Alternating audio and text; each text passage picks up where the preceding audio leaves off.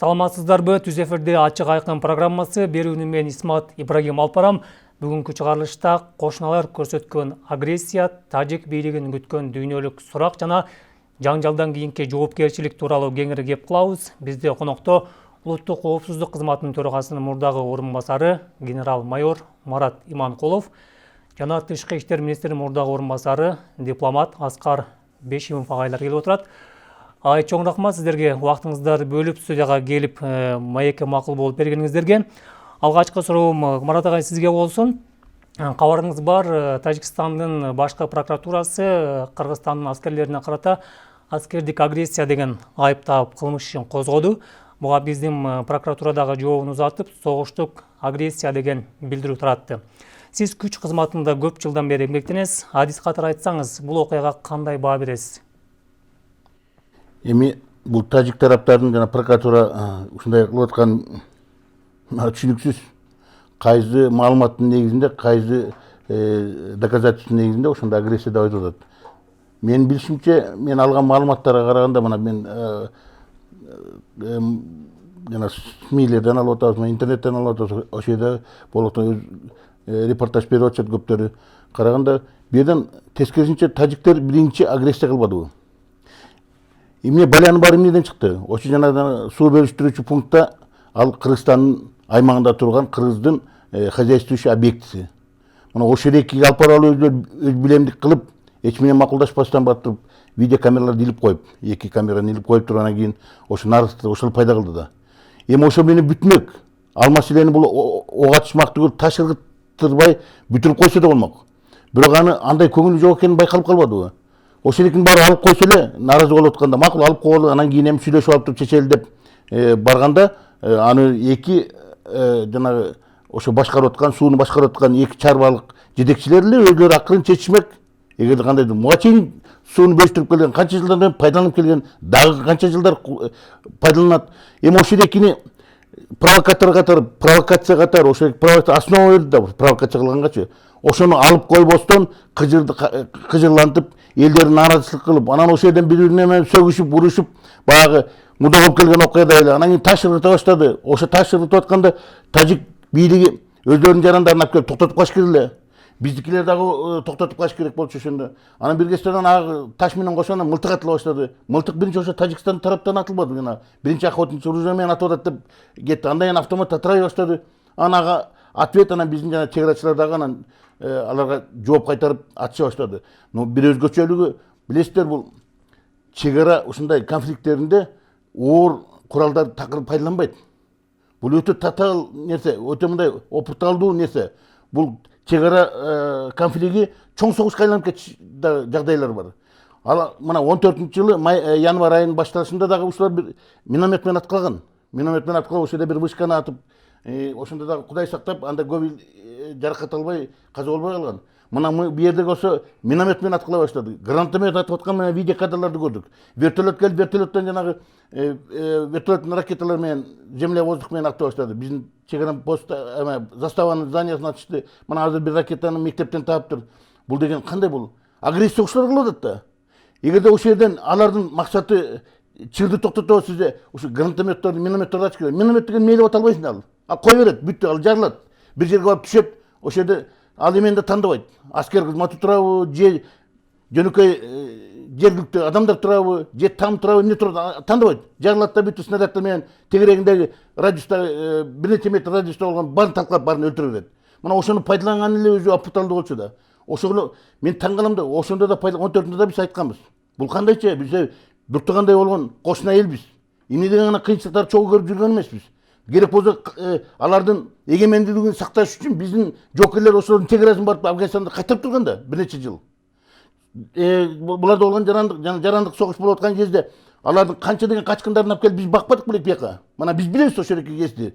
Канча адамдар бияка келип, миңдеген адамдар келип, бу жерге качып кирип, ошол жерден там берип, тамак ашын берип, керек болсо жумушун берип, ошол жерде жарандык согуш бүткөнгө чейин ошол жерде жүрүшкөн да. Азыр да жок калдыктар, дагы эле кетпей жүргөн азыр жарандар бар. Ошондо анан эки тарапты, ошол жерде өкмөт менен ошол жердеги оппозициянын тирешин биз мына Бишкектен биринчи сүйлөшүп, ушул жерде биздин мамлекеттик жетекчилик, биздин атайын кызматтар аралашып, биз ошондо ошолор аркылуу анан макулдаша келген. Бу жерден колго алмаштырып, бу жерден бүт баарын чечип туруп анан Москвага алып барып, Москвадан окончательно кол койдурушкан. Агай кечиресиз, сөзүңүздү бөлдүм. Ошол жанагы биринчи чыр чыкканда биздикилер менен келишимге келип, дагы кайтып кетпеди, сөздөрүнөн кийин кайтып, анан кайра ок атылып кетпедиби? Мунун артында кимдин кандай кызыкчылыгы бар деп ойлойсуз?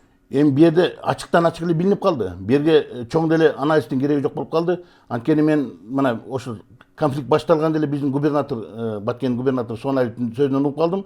Алар Согди областынын губернатору менен сүйлөшүп, морекени алыш керек, туура эмес дегенде алар моюнга алып, да, мыйзамсыз орношуп калып, макулдашпай орношуп калып, алалы деп туруп анан жана ошол эки райондун, Тажикстандын чектеш районунун жетекчисине айтып атпайбы? Алып койгуласа, албай атпайбы Кашаев? Албай коюп анан ошондон наразычылык болуп атат да. Эмнеге алабыз деген андай мына эгерде булар болсо жөн эле тынчтык жол менен чече турган болсо, эгерде буга даярдык көрбөсө, какой-то бир пландар болбогондо бир күчтөрдүн, аерде бир саясий күчтөрдүн өзүнүн бир кызыкчылыгы бар экени ачыктан ачык билинип калды. Кайсы саясий күчтөр алар? Эми саясий күчтөрдү мен азыр бу жерден ачык аттарын айтсам, эртең айтат, кана мага доказательствону көрсөт дейт. Бирок мен оперативникмин да. Мен бул кызматта, коопсуздук кызматында көп жыл иштегем. Мындай окуялардын көбүн көргөнбүз. Кайсы ошо саясий топтор бар экенин билгизип калды, башаламандык бар экенин билип калды Тажикстанда, саясий туруктуулук жок экенин билгизип коюшту.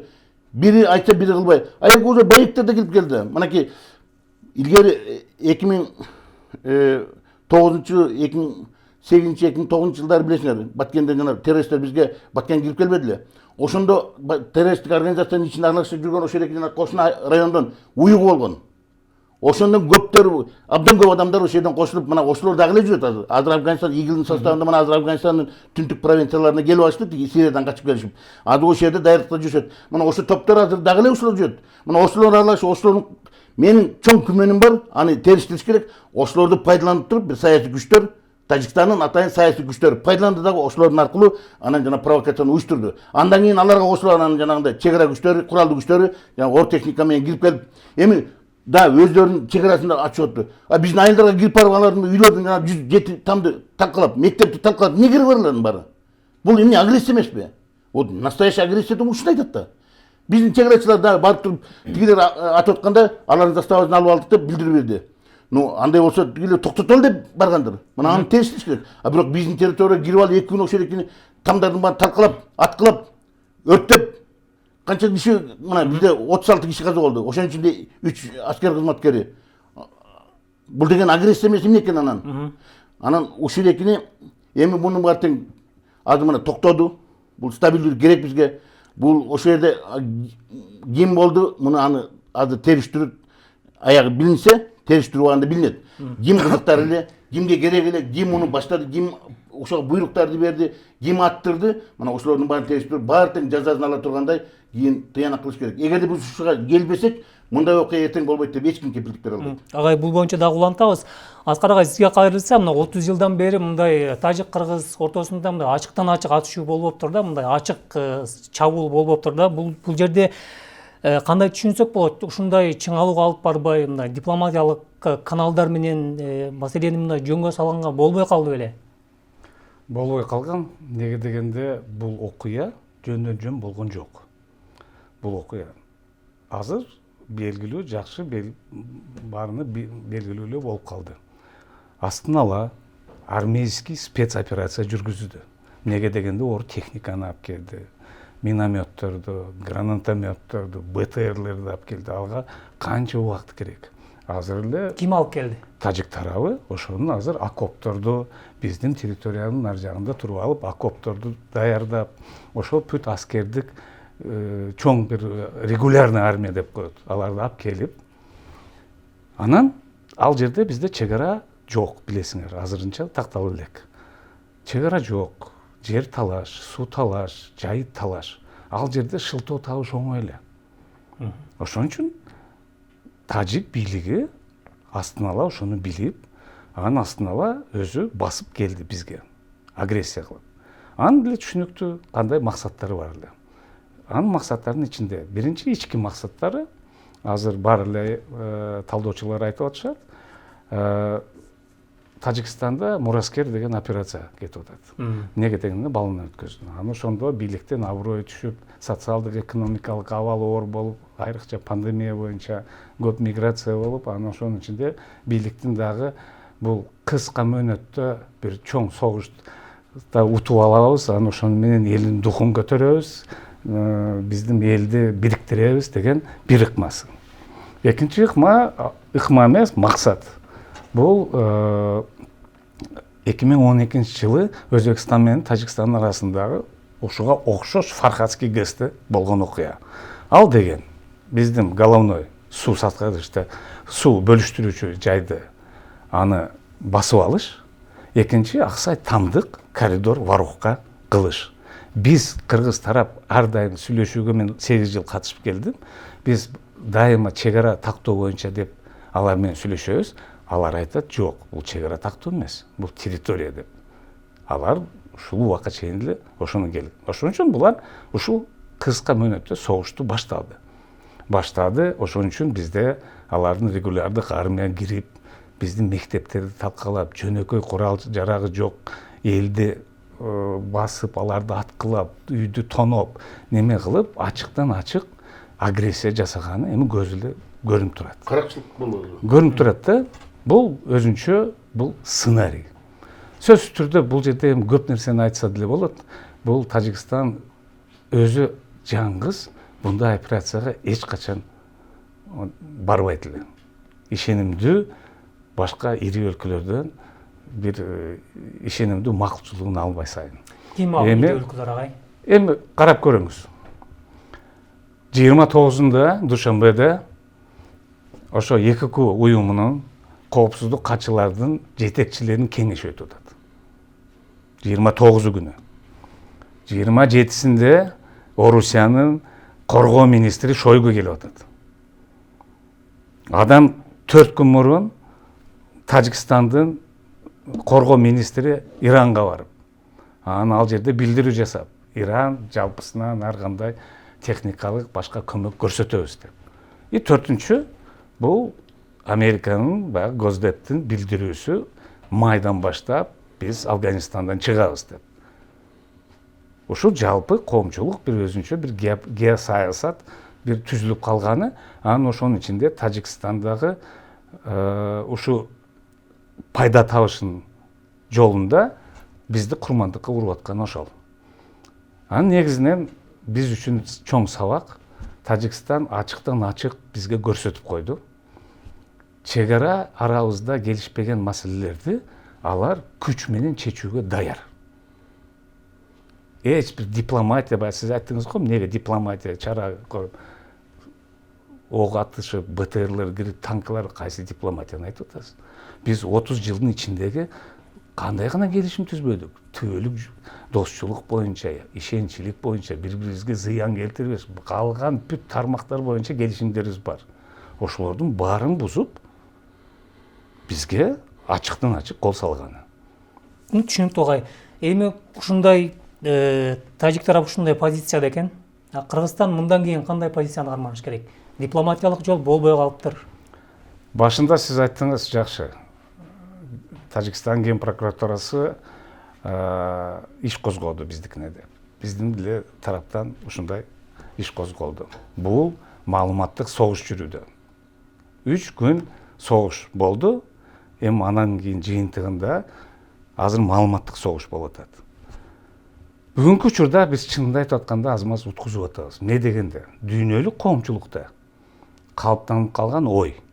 Бул жылдан жылга, жазда, күздө кыргыздар бири-бирине кыргыз тажиктер бири-бирине таш атып, одан кийин чек арачылар ок атып, эми бул учур аз-маз өзгөчө болду, кеңейип кетти. Бирок бул баягы жылдан жылга келаткан баягы булардын талашы.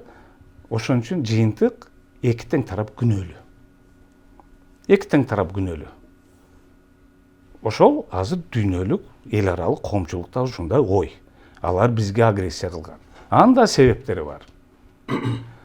Мына бүгүнкү учурга чейин бизде официалдуу түрдө мамлекеттин позициясы ушул болгон окуяга аныктамабыз жок.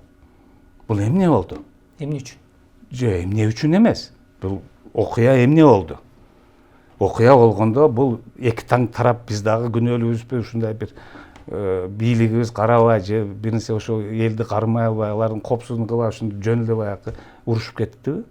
Же биз кыргыздар, тажиктер бизге айтканда биз Варукту басып алып, аны алар бизди Варуктан айдап чыкты деп бүт тажик маалыматтар жазып атат. Же тескерисинче алар атайын операция жасап туруп бизге басып келип, анан бизди ушу жөнөкөй тынч жашап аткан элди 40 миңден ашуун туруктуу жайларынан айдап чыкты. Мектептерди, фаптарды, дүкөндөрдү тоноп барын жок кылды. Эмне? Ошол аныктамасы кандай? Кыргыз мамлекети өзү ушуга кандай баа берет?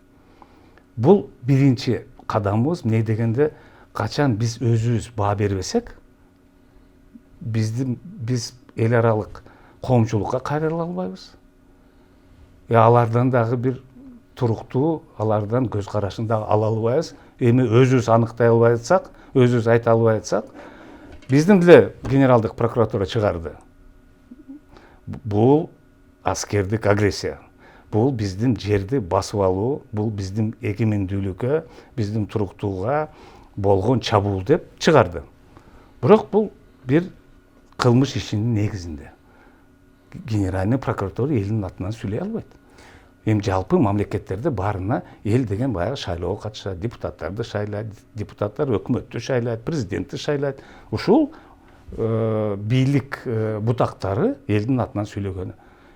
Дүйнөлүк коомчулук ошону күтүп турат. Кайгы сөзүңүздү бөлдүм да, бул жерде президент Садыр Жапаров айтты, бул мамлекеттин бүтүндүгүнө коркунуч келди деп билдирүү жасабадыбы? Ал жетиштүү эмеспи? Ошол дүйнөлүк коомчулук бул нерсеге, бул окуяга баа бере турган ал жетиштүү? Сиздер, мен сизге айтып атсам, сиз менен анык сурап атасыз го, бул ким ошону жасады деп. Анык, бул окуя болду, Кыргызстанды басып алуу аракети болду. Армейский агрессия болду, армиялык. Астын ала даярдалган, маалымат болгон. Ошо боюнча бизде тынч жашап аткан элге курал жарак жокко аларга чабуул жасап, аларды өлтүрүп, аларды бүт мародерлук үйлөрдү сүрүп кылган окуя биз Кыргызстан ушинтип баалайбыз. Аны сөзсүз түрдө тажик тарап деле айтып атат тескерисин. Бирок могу биздин билдирүүбүз, биздин туруктуу позициябыз көз карандысыз эл аралык эксперттерди чакырганга жол ачылат. Келгиле, факт боюнча, мына менин коллегам айтканда, өзүңөр жерди көргүлө. Ким кимди талкалады, ким кимдин үйүн өрттөдү, ким кайсы жерде неме кылды, ошол жерде аскердик, баягы гранатомет неме баары турат, мына видеодо турбайбы? Ошол жерде талдаса, ошондо эл аралык бир коомчулукта ой түзүлөт да, ушундай болгон экен деп. Ого чейин азыр биз эки тең тарап бир жапайы элге окшоп, экөөбүз тең күнөөлүү болуп отурабыз. Марат мырза, сиз кошулуңуз. Мен бедимде да бул болор иш болуп калды. Азыр точно буга диагноз коюп, буну баа бериш, саясий баада бериштен мурда биз ыкчам териштирүүнү тез жасашыбыз керек, ылдамдыкта жасашыбыз керек. Анын баары көрүң, мына көрүнүп турду. Бүт жана болгон окуялардын баары тең, видеосъемкалардын баары бар, сүрөттөрдүн баары бар, көөлөрдүн көрсөтмөлөрдүн баарын тез алыш керек.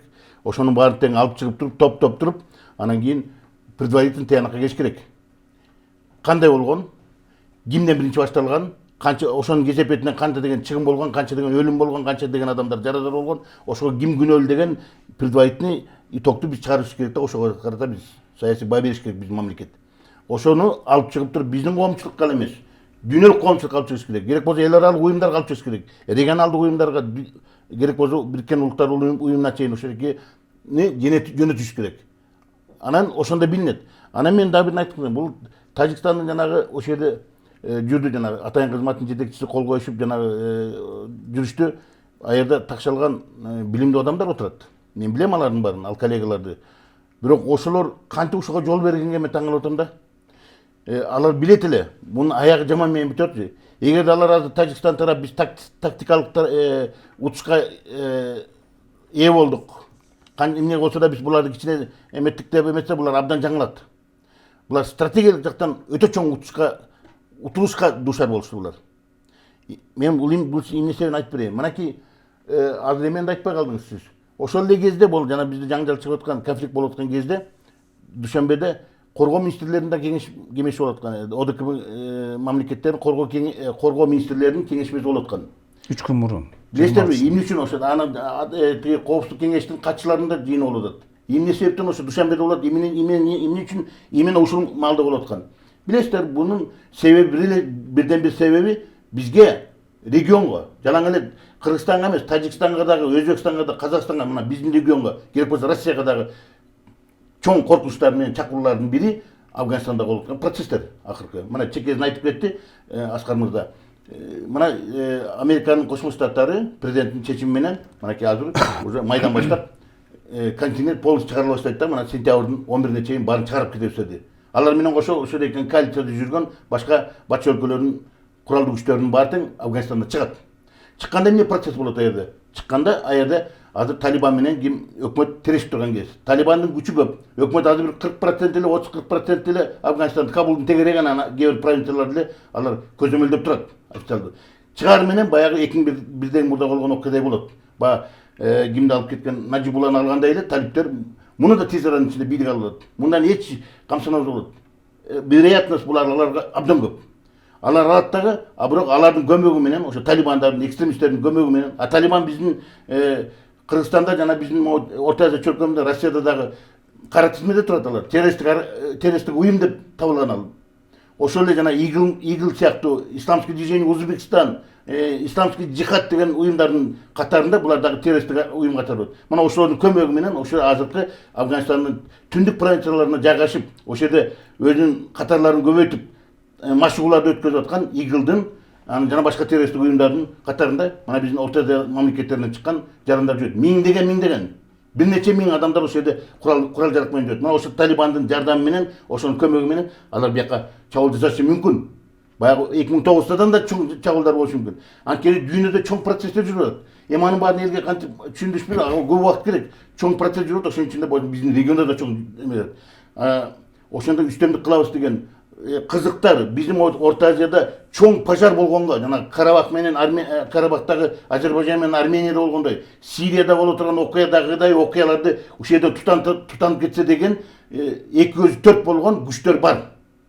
Анын ичинде көп мамлекеттер бар, атайын айтпай эле коеюн. Мына чоң мамлекеттердин кызыкчылыктары бар. Мына ошол экени ушул жака жайган турат. Ал эгерде ошол от тутандырып чөзө жалаң эле Тажикстан талкаланбайт, жалаң Өзбекстан баарыбыз талкаланабыз. Мына ушуну билип туруп, мына Тажикстанда да абдан аналитиктер бар, атайын кызматтардын абдан тажрыйбалуу адамдар бар. Ошонун баарын билип турат. Коркунуч баарыбызга бирдей келет. Мына ушул маалда ушул коркунучтан биргелешип, ошону отпор берердин астында биргелешип ошолорго чогуу иш-чара жазарыбызды билип туруп, ошол мезгилде мына саясий кызыкчылык менен өздөрүнүн кандайдыр жанагы Тажикстандын саясий топторунун кызыкчылыгы менен берге акырын Тажик менен Кыргызстандын чек арасында мындай куралдуу конфликтке жол беришти. Буну басып койсо болмок. 100% мен ишенем ошол жерде басып койсо болмок. Жана эки адам ташырылып атканда эле ото туш керек болчу. Ташырылып атканда эле биздин парламенттер дагы биздин коргондор ошол ортодо туш керек. Тигилер да келип туруп биздин чек арачылардын жанына туш керек болчу. Атышпастан. Экөө далысына коюп алып тургандан экөөнү сүрүп чыгыш керек болчу. Мына сүрүп чыкканда эле бүттү, андан кийин алар кошулуп, ташырылгандарга кошулуп, бери жергиликтүү адамдарга кошулуп, атпастан кандай атып кетти? Биринчи кимдер атып атат? Мен айтып атам, ошол жерде жана экстремисттик топтордун мүчөлөрү абдан көп бар. Ошол Игилдин бар, исламский движение Узбекстан адамдары, исламский джихадтын адамдары ошол жерде жанып жүрүшөт. Варукта да жанып жүрүшөт, Исфара районунда жанып жүрүшөт. Алар уюк ошол жерде. Мына ошол адамдарды пайдаланышты. Аларга эмне керек болду? Алар провокация кылып, эптеп жаңжалыш керек. Атыш керек эле, биринчи курмандыктар чыгыш керек. Анан кийин ошо кызуулукандык кылып турган бири-бирин атыш керек болчу. Мына өздөрүнүн эмесине жетишти алар. Өздөрүнүн ошол жердеги меркантилдик интересине жетишти. Бирок келечекти ойлошкон жок. Муну эгерде терең ойлонуп, терең анализ дегенде буну бар Тажикстанга өзүнө урнап турган окуя болду бул. Тажикстандын келечегине чоң балта чабылды. Өздөрүнө өздөрү балта чапты. Хотя бизде жанагындай курман болгон адамдардын саны абдан көп болгону менен, чыгым көп болгону менен. Агай, сизге суроо, бул жерде тажик бийлиги канткен күндө дагы бүт жакты талкылады баткенде, бул боюнча кандайдыр бир жоопкерчиликке тартылыш керекпи? Кыргыз тарап ультиматум койсо болобу? Кимге? Тажикстанга. Эми мен баягыда айтып кеткендей, булар астын ала бир ай мурун жок дегенде бул Кыргызстанга кол салабыз деп күчтөрдү топтоп вертолетторду алып келип, БТРлерди, гаубица, минометтерди алып келип даярдап, анан баягы видео камера болобу. Видео камера болбосочу дагы эле бир жерден шылтоо табылып эле атылат. Биз кайсы ультиматумду коебуз? Биз азыр бир эле аракеттебиз. Ушул баарын тынчтыкка алып келелик. Мурдагы согуш ушу кагылышуудан мурун, агрессиядан мурунку абалга алып келелик деп. 14-жылдан бери бизге аткылап келип, минометтер менен 14-жылы менде тышкы иштер министринин орун басары болуп иштеп, ушу Тажикстандын немечил. Алар бизди миномет менен атып, анан бизди айыптаган. Анан ошодон кийин канча жабыркады, канча машина талкаланды, канча адам өтүп кетти, ошондо деле бир канча үй дагы күйүп кетти. Ону кандай ультиматум коебуз? Мен да ушул Ал боюнча бизде эки эле ыкмабыз бар. Бир же согуш жарыяш керекпиз, анан согуш катарында ушу чек ара маселелери чечкени. Ага эми биз эч качан барбайбыз. Экинчи баягы дипломатиялык жол. Бирок ошол жолго барыш үчүн биз өзүбүз ошого аныктама бериш керекпиз да. Эмне болду бул? Эгерде биз өзүбүз аныктама бербей туруп, өзүбүз буну агрессия деп официалдуу түрдө арыз билдирүү кылбасак, кимге ондо биз доомат коебуз? Биз ондо эч кандай ошону кылгандан кийин буну өкмөт, парламент эми буюрса мына эртең президент чыгып сүйлөйт деп атат. Азыр өзүнүн билдирүүсүн жасайт. Мен ишеничтемин ушуга баа берилеби, анан ачык айкын айтылабы. Мен аларды да түшүнүп атам. Дагы бир ушу болгон азыр окуяны дагы бир ушундай курчуп турган малды дагы будан беш бетер дагы козгой береликпи деп. Бирок менин жеке оюм будан ары каяка да козгош керек. Бул жөнөкөй биздин элдерди атып атса, неме кылып атса. Анан эми ошого жараша дипломатиялык ыкма бизде эки эле бар. Баягы эл аралык сот, анан эл аралык трибунал. Бирок биз баарыбыз бир нерсени түйүп алыш керекпиз да өзүбүз үчүн. Аларга кайрылуу, алардан чындык издөө бул абдан узак убакта мөөнөттө болот. Абдан узак. Бул 1 жыл эмес, 2 жыл эмес, 10 жылдап. Биз канча билебиз го, эл аралык трибунал Югославия боюнча болгон, Руанда, Ливан, Сьерра-Леоне, Судан боюнча болгон.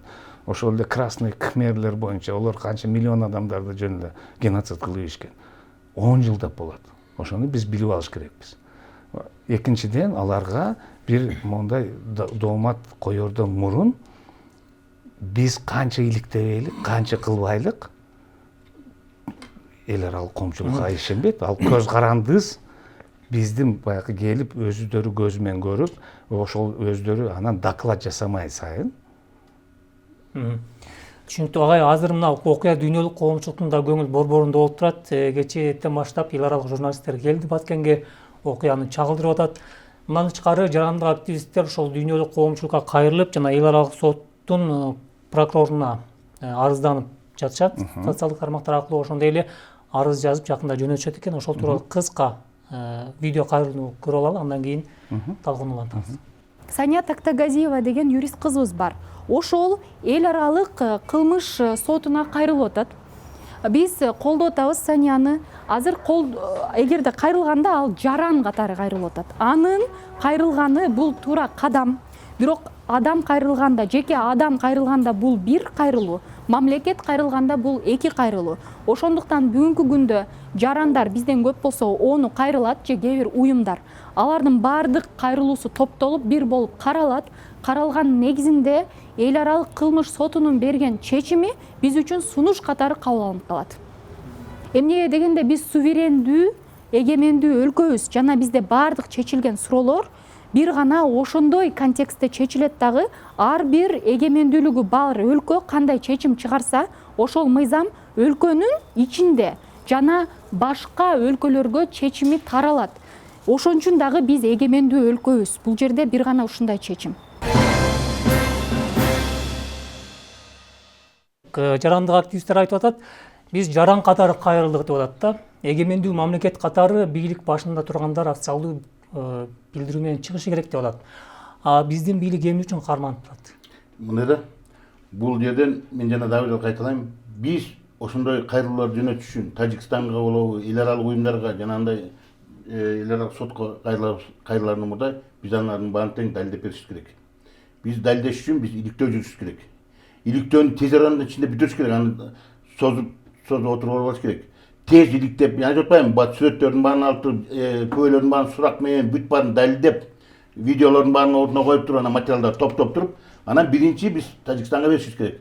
Тажикстанга менен болгон биз өзгөчө жанагы Аскар мырза айтып кеткендей тияктагы дүйнө жүзүндөгү Африкадагы жана башка кемелер, Южный Азиядагы, Чыгыш Азиядагы өлкөлөргө айырмаланып биз СССРден бирге чыкканбыз, бир тууган элге болгонбуз. Көп жылдардан бери кошуна бир туугандай жашаган элбиз. Биздин түбөлүк достук мамиледе деген келишим бар алар менен. Экинчисине азыркы факт биз биргелешкен жана ОДКБ уюмда турабыз. Эгерде сырткы агрессорлор сырттан бизге кол сала турган болсо биргелешип алып согушабыз деген милдеттеме бар астыбызда. Мына уставдын негизинде. Эгерде Тажикстанга кол сала турган болсо биз милдеттүүбүз. Автоматтык түрдө куралдуу күчтөрүбүздү ошо калпар алып туруп, тажиктер менен кошуп, Россия менен ошо ОДКБга кирген Армения жана Белоруссия менен кошулуп алып туруп, Казакстан болуп, биз ошо агрессорго биргелешип согушубуз керек. Тажикстандын жери үчүн, Тажикстандын коопсуздугу, Тажикстандын элинин эгемендиги үчүн биз согушубуз керек. Мына ошо договордун негизинде. Анан ушундай маалда биз анан ага бере албайбыз, алар биз беришибиз керек. Алар карайбы, карабайбы, создуктурбайбы, жооп береби, жооп бербейби, бирок биз беришибиз керек. Биз далилдеп туруп, эгерде ошондой агрессиялар боло турган болсо, биз далилдеп бере турган болсок беришибиз керек. Уяты болсо, алар кечирим сурап туруп бериш керек. Болбосо бул ушу менен күмүтүп калбайт. Биз дагы 1000 жылдарда чоң кошуна турабыз. Биз эки жакка тарап кетпейбиз. Эки жер тандап алып, Тажикстан жердин бир булуңунан жер таап, Кыргызстан башка көчүп кетпейбиз. Биз 1000 жылдарда дагы улантабыз ошону. Анан эмне ошо конфликт өтөт. Экинчи дагы бир эме боюнча. Чек ара маселеси мына канча жылдан бери чечилбей келет. Эгемендик алгандан бери мына 30 жылдан бери чечилбей келет. Анан бир күндө эле чечиле калбайт ал. Да, ал катуу бир тараптуу чечилбейт бул деген. Дипломатиялык жолу менен, сүйлөшүү жолу менен бул консенсуска келип, эки тарап гана макул болгондо гана чек ара сызыгы чечилет. Бир тарап чечилген бул согуш менен бүтөт, кече окшогон. Эгерде мен өз билгендей кылам, өзүмдүн чек арамды мен каалагандай сызып алам десем, мына кечегидей согуш менен бүтөт. Булар ошону жакшы түшүнүш керек эле. Мунун артында провокациялар бар. Кандайдыр бир кызыкчылыктарга булар алданды. Булардын расчету боюнча бир күнүмдүк саясий бир кызыкчылыкты астыга койду да, ошол эки утушка барабыз деген бир күнүмдүк ой жүгүртүп алды. Эгерде булар алдын ала карай турган болсо, аны анализдеп туруп тетиреп астыга көз жүгүртө турган болсо, бул чоң жана айтып атпаймынбы, стратегиялык жактан булар чоң уттурууга дуушар болду. Эртең мунун эли да карап чыгат. Биз ошол эле материалдардын баарын коомчулукка билдирсек, ошонун ичинде Тажикстандын коомчулугуна да билдирсек, ошо доказательствону баарын тең алып чыгып келсек, алар өзлөрүнүн бийлигине баа берип коет эртең дагы алар. Бул мындай турбай, биздин баш орто эле алдап аткан турбай деп алар баа берет. Мына уже баа бере баштады. Мына бүгүн көрдүм мен, тиги Москвада дагы жана митинг болгондо ошол жерден Тажикстан жаранчы койду атат. Дагы туура эмес, биздин мамлекет туура эмес кылды деп өздөрү мойнуна алып атышат. Ошондуктан мен азыр туура эмес айта албайм, бирок аны тезирээк далилдеш керек. Андан тышкары, андан кийин анан Тажикстан жанагы макул болбосо, представляете, канча деген чыгым болдук. 107 там күйүп кетти. 2 килеген мектеп өрттөнүп кетти. ФАП өрттөндү. Канча адамдардын баары, мүлкүнүн баары жок болду. Каракчылык кылып тоноп кетишти бир тең. Андан тышкары канча адамдар өлдү. Макул мүлктү табабыз, тамды салат. Адамдарды кайрылып келе алабызбы? Жана 36 кишини кайтарып келе алабызбы бул эме тиричиликке? Андай жок да. Мына 200ге жакын киши жараланып азыр мына кылдын үстүндө турушат, дарыланып. Алар канчасы калек болуп калат. Мына ошонун баарын тең чыгымдын баары, моралдык да, материалдык чыгымдын баарын тең ошого доону коюшубуз керек. Акыры каалайбызбы, мамлекет катары коюшубуз керек. Да, жарандар, азыр биздин жарандар өз ыктыяры менен чуркап атат. Жана азыр юрист айткандай, да бул жөн эле сунуш болду. Биз мамлекет катары далилдеп туруп беришибиз керек. Биринчи Тажикстанга берели. Тажикстан макул болбой, тырыңдап, жок, биз силер агрессия кылып дагы эле ушундай мойнуна алып атырган болсоң да биз эл арак сотко берели, мына карагыла деп туруп. Эгерде биз ушул экини акыйкат чечип албасак, азыркы күнөөлүүлөрдүн баарын поименно атап, Морик буйрук берген, моунун кызыкчылыгы болчу, Морик таптарды алып келген. Мен билген маалыматтар боюнча мен ал региондо көп иштегем. Ар кайсы Тажикстандын ар кайсы региондордон келген, в том числе боевиктер келген. Мурда боевик жанагындай экстремисттик организацияга катышкан адамдар топтолуп келген а жерге. Воровка да келген, ошо жана согуш болуп аткан жерге да келген. Мына ошолорду пайдаланышты. Мына алар билбей турат. Эмне болду мына? Америка Аль-Каиданы пайдаланып, илгери Совет Союзу Афганистанга аскер киргенде Аль-Каиданы пайдаланып, жана Усама бен Ладенди өздөрү пайдаланган советтик аскерлерге каршы. Аягында эмне кылды ошол? Ошолор өздөрү Америка пайдаланып жүргөн Аль-Каида эмне кылды? Американы жардырды го. 11 сентябрда 2001 жылы. Американы чоң теракт болду, дүйнөсүндө болбогондой масштабтагы бир теракт жасады. Мына экстремисттер менен ойноо ушуга келет. Бүгүн алар сакырмат, кызмат кылат. Кандайдыр бир кызыктар менен. Эртең өзүңдү талкалайт алар. Мына ошол экен алар сезиш керек, тажик коллегалар, аны билиш керек муну. Агай, түшүнүктүү, убактыбыз дагы аз калыптыр. Аскар агай, сизге суроо, эми болор иш болду, талкаланды, өрттөнгөн. Эми кризистен кантип чыгабыз? Мындан кийин Кыргызстандын позициясы кандай болуш керек? Позициябыз бир өзүбүздүн оюбузга түйүп алыш керекпиз. Тажикстан күч колдонуп чек ара маселелерин чечкени даяр. Мына биринчи кадамы башталды. Ошон үчүн биз өзүбүзчө программа, мына Баткендин өзгөчө статусу, анан көп биздин